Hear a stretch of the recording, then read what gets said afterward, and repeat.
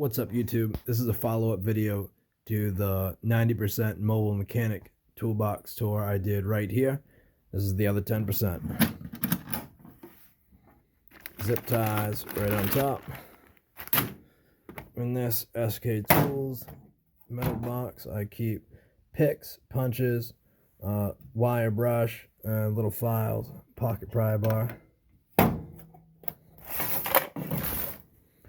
In here, let's see, that's for the heat shrink tubing, fuses, butt slice crimp connectors, shitty Walmart electrical tester, PTFE, Blue Monster, don't cheap out.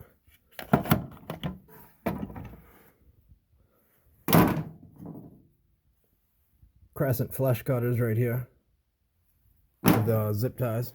Couple of screwdrivers, needle nose pliers, and General Electric crimper, some snips. And that seems to cut the cleanest for me is these Klein insulated strippers right there.